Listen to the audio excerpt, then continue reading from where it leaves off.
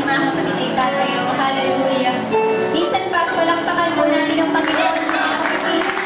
Let's glorify His name. Let's welcome Him in this place. Hallelujah. Hallelujah. Yung malakas mo na palakpak sa ating Diyos o buhay. Hallelujah. God is good all the time. All the time. God is so good. Hallelujah. Hallelujah. Come on, praise the Lord. Hallelujah. Hallelujah. Let's come in the name of Jesus. We thanksgiving and praise. Hallelujah. Hallelujah. Sabi po ng slide, you are favored.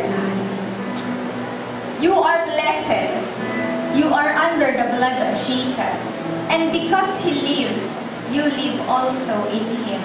Hallelujah. Sa umaga po ito mga kapatid, sa pag-umpisa po ng ating devotion, bago po tayo manalangin, gusto ko pong ilagay muna natin sa ating isipan kung sino talaga tayo sa harapan ng Panginoon. Sabihin po natin, personally, sabay-sabay po tayo, I am favored. I am favored. I am blessed. I am blessed. I am under the blood of Jesus. I am under the blood of Jesus. And because He lives, And because He lives, I live also in Him. I live also in Him. Praise the Lord. Hallelujah. Hallelujah. Thank you for the favor, Jesus.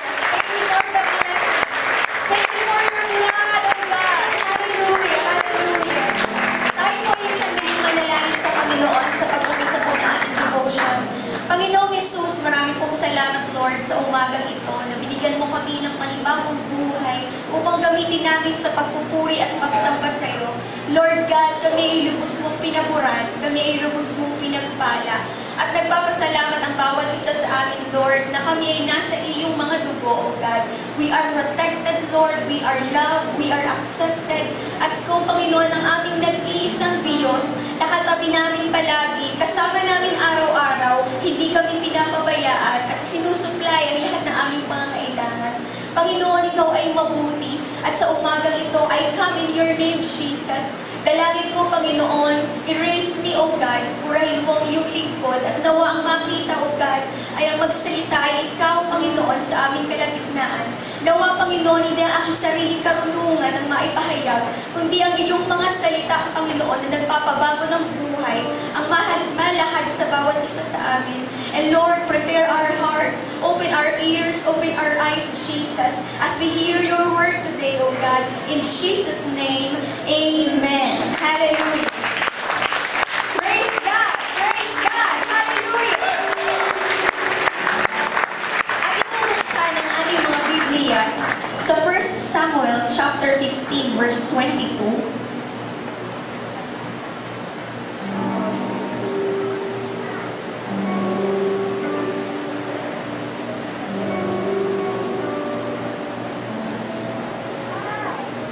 Sinabi ni Samuel, nagtataglay kaya ang Panginoon ng napakadakilang pagkatuwa sa mga handog na susunugin at sa mga hain, na gaya sa pagsunod ng tinig ng Panginoon?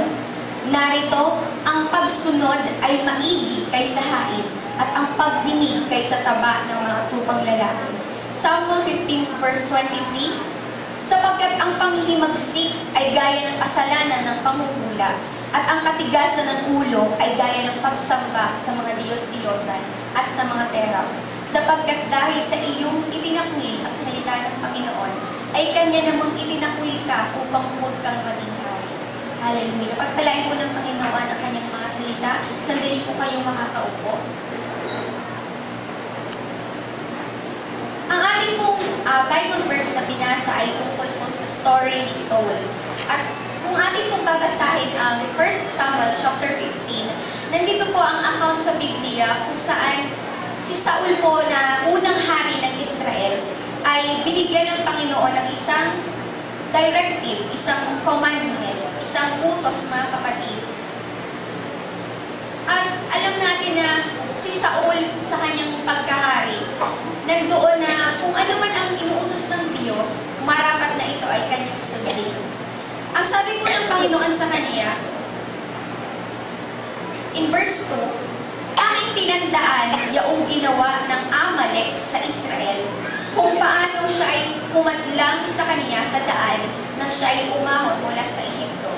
Sabi po dito, the Lord remembers kung paano ang mga Amalekites ay hinadlangan ang mga Israelites kung saan gustong papuntahin ng Panginoon. At nakita natin sa verse na to that the Lord remembers our enemies.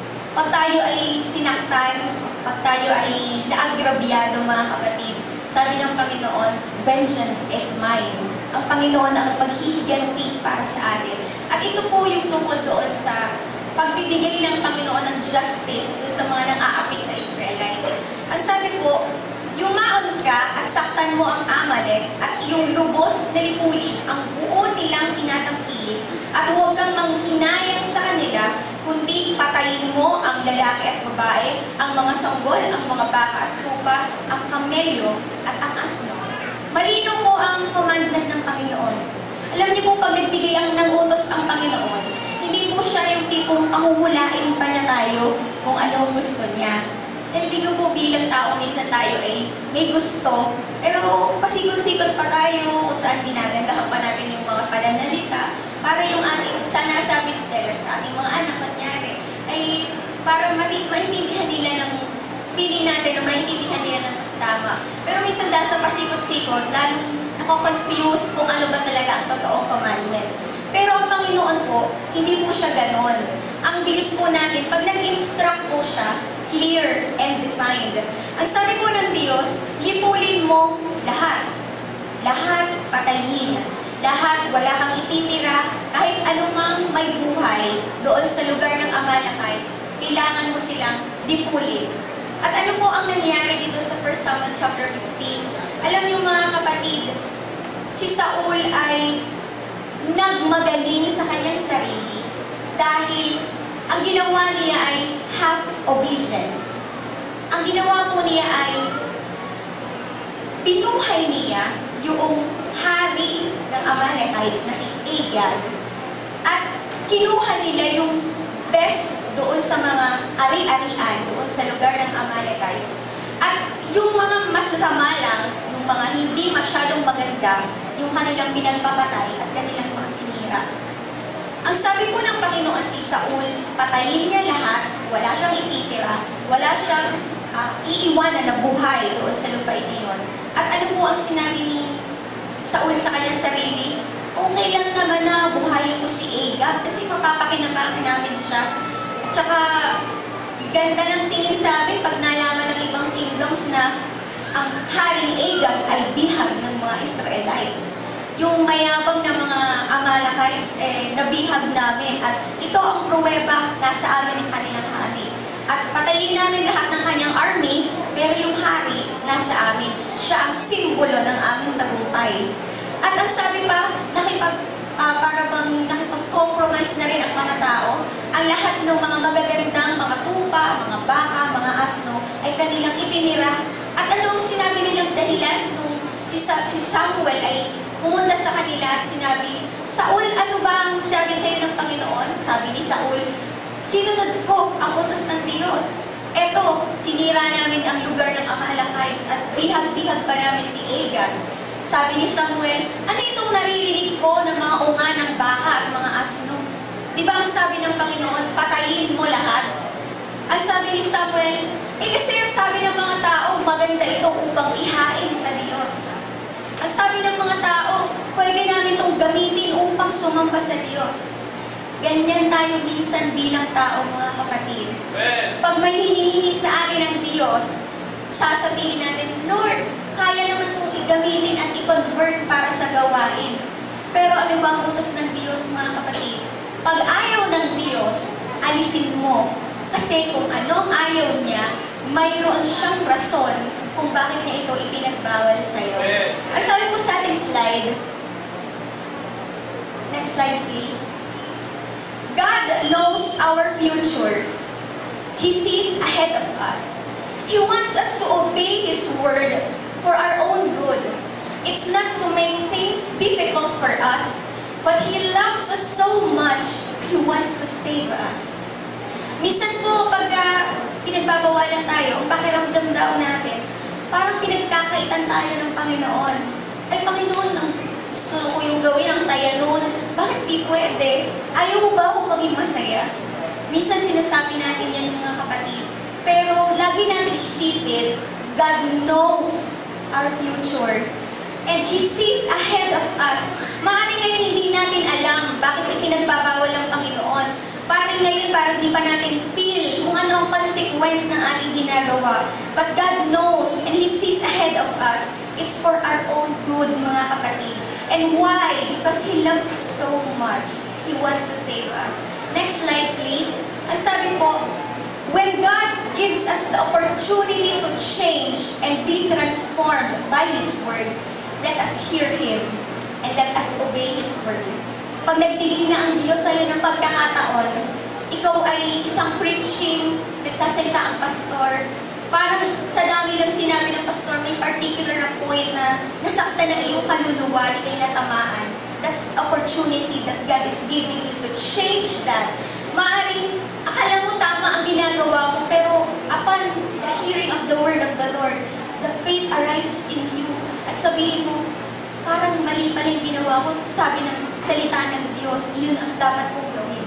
That's the opportunity God is giving you. Huwag nating hayaang magaya tayo kay Saul, mga kapatid, na inire-revise niya ang commandment ng Panginoon to his liking. Kung ano ang gusto niya, yun lang ang kanyang susundin. At the end of it all, the word of the Lord remains forever. It will be untarnished, it will not be papalalagyan ng impurities, it will be pure, it will be holy. At kahit na ano pang idagdag mo dyan, hindi ito magbabago, mga kapatid.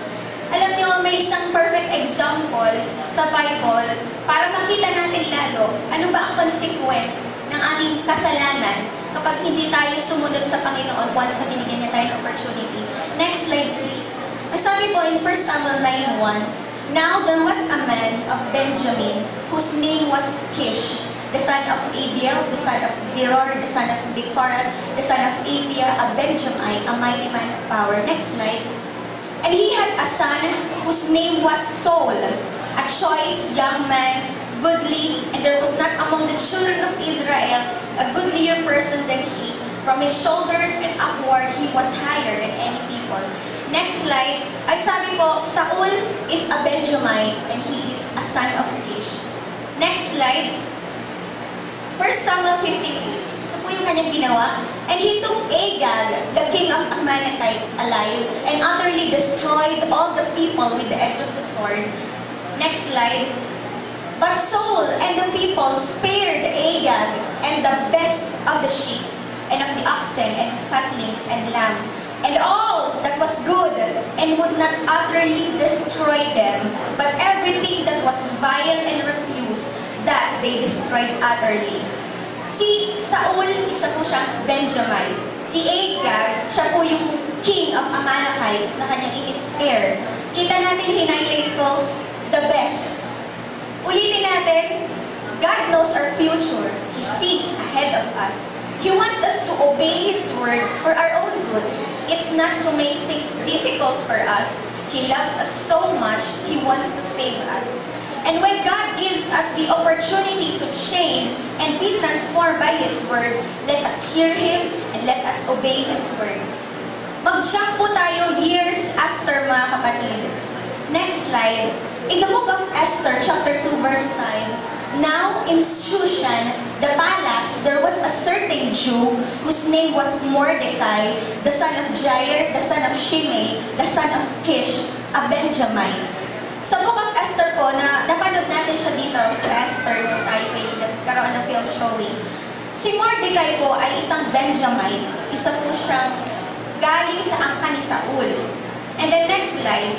After these things, did King Ahasuerus promote Haman, the son of Hammedatha, the Agagite, and advance him and set his seat above all the princes that were with him. In verse 2, and all the king's servants that were in the king's gate bowed and reverenced Haman, for the king had so commanded concerning him. But Mordecai bowed not, nor did him reverence. In verse 5, and when Haman saw that Mordecai bowed not, nor did him reverence, Then was Haman full of wrath. In verse 6, and he thought scorn to lay hands on Mordecai alone, for they had showed him the people of Mordecai. Wherefore, Haman sought to destroy all the Jews that were throughout the whole kingdom of Ahasuerus, even the people of Mordecai. Kita natin sa next slide. Saul, after so many years, nanggaling sa kanya si Mordecai. And then Agag, after so many years, nanggaling sa kanya si Haman. Kita natin mga kapatid, the consequence of our disobedience to the Lord. Si Saul, dahil pinili niya na hindi patayin ang lahat na angka ni Agag, at si Agag mismo, nangyari, lumabas out of his seed, si Haman, na nagkaroon ng malaking role sa Book of Esther dahil siya yung prime ng kontrabida at gusto niyang liulin ang lahat ng mga Hudyo. At yun ay si Saul at si Mordecai. Napaka-clear po ng sinasabi ng Biblia, mga kapatid. Kung binagyan ka ng pagkakataon ng Diyos ngayon na baguhin ang buhay mo, ituwid ang lahat ng ginagawa mo. If you choose na huwag sundin ng Diyos, maaaring darating sa iyo, sa iyong mga anak, it will mock your miracle. That's the word of the Lord today, mga kapatid. God knows our future. He sees ahead of us. He wants us to obey His word for our own good. It's not to make things difficult for us. It's just He loves us so much. He wants to save us. And when God gives the opportunity to change and be transformed by His word, let us hear Him, let us obey His word. Alam niyo po mga kapatid, sa pagkakataon sa generation ni Mordecai, he chose to destroy what God wants to be destroyed. Nung nalaman niya na si Haman ay biglang humingi ng pabor sa hari na siya ay i-bow down, na siya ay bigyan ng reverence, si Haman po ay nagkaroon ng pabor sa hari na sabi po niya, pagka siya ay lalakad doon sa lugar na yun, kailangan ang lahat ng tao ay luluhod sa kanya. At sino man ang hindi luluhod ay parurusahan niya. Si Mordecai ay isang matapat na Hudyo at alam niya na tanging ang Diyos lamang, ang nag-iisang Diyos lang ang dapat yukuran, ang dapat sambahin. At alam niyo ang senaryo, si Haman ay naglalakad, lahat ay nakabaw. At itong si Mordecai ay nanatiling nakatayo. He stands in his faith, mga kapatid. At itinama niya somehow ang pagkakamali ng kanyang predecessor ni si Saul. Nag-stand siya sa kung anong sinasabi ng Diyos, mga kapatid. And because of that, Haman eventually in the end is destroyed. Mga kapatid, let's grab this chance. Let's allow Jesus to change our lives from the inside to the outside. Hallelujah. Let's all stand, mga kapatid. Let's worship the Lord for His word. Hallelujah. Praise Jesus. Let's lift our hands to Jesus once again. Hallelujah. Thank you for your word, Jesus. Thank you for the understanding of your word, O Lord. Indeed, Lord, you have loved us so much. Panginoon, sa dami ng iyong mga salita, sa dami ng encouragement, tapos pwede namin sabihin dito, Panginoon, salamat, Lord, sa iyong paalala sa bawat isa sa amin na for us to continually be favored, continually be blessed, continually be under your protection and love, that we must obey your word, Jesus. Every single word, we must obey it, Lord. Hindi namin dapat piliin kung ano lang ang masarap sa amin. Hindi namin dapat piliin kung ano lang ang gusto namin, Panginoon. Kundi ang lahat ng iyong mga salita. Hayaan mo itong maging nasa ng aming mga puso, Diyos. Lord Jesus, you're speaking to us today, Jesus. And we pray, alisin mo ang mga barriers sa aming kaisipan, Panginoon. Ang anumang doubt, Panginoon, anumang pagdududa, Panginoon, na kami baka hindi mo mahal. na baka kami hindi mo lubos na pinagpapala. Lord, alisin mo ang mga doubts na ito in Jesus' name. And I pray, Lord, that your word will be in our hearts all the days of our lives. At ikaw ang magtutuwid sa bawat isa sa amin. This is your will, Panginoon. Naganapin namin ang iyong mga salita. At yamang kami ay nagpapahayag ng iyong katotohanan. Ang dalangin namin ay makita sa aming buhay ang pagtupad sa iyong mga salita. Lord Jesus, may it be every day of our lives, Lord, na kami tatayo sa aming pananampalataya. At huwag mo hahayaan, Panginoon, na maging kagaya kami ni Saul, na magkaroon kami ng sarili naming mga natwiran laban sa iyo. Lord, sa umagang ito, you have revealed yourself unto us, that you know our future and you see ahead of us. And we thank you for this kind of reminder, Lord, dahil alam namin na mahal mo kami, Panginoon. Kaya ayaw mo na mawala kami, Panginoon, sa iyong mga kamay. Lord Jesus, ang dalangin ko sa bawat isang naririto, Panginoon, that we continue to reach out our hands to you in faith. And we will believe in you for who you are, Jesus. At nananampalataya kami, O God, sa umagang ito, sa araw na to, we can have a personal encounter with you, Jesus. And just one encounter with you is all it takes for us to change our lives, Jesus. Lord, salamat dahil hindi mahirap ang paglapit sa iyo. Salamat dahil pinalaya mo na ang bawat isa sa amin. At sa umagang ito, O God, ang dalangin ng bawat isa sa amin, may we come to you, Jesus, with unity, Panginoon. Hindi sa sarili-sarili namin paningin, kundi sa aming pagkakaisa, Panginoon, sa iisang layunin, to please you, Jesus, to give glory to your name, O God. And Lord, we're also praying para sa aming mga kapatid na may prayer request. We are praying para sa guidance ni Brother Rainier Montalvo sa pagpunta niya ng US, Panginoon, upang maging maayos ang kanyang titirhan at magiging trabaho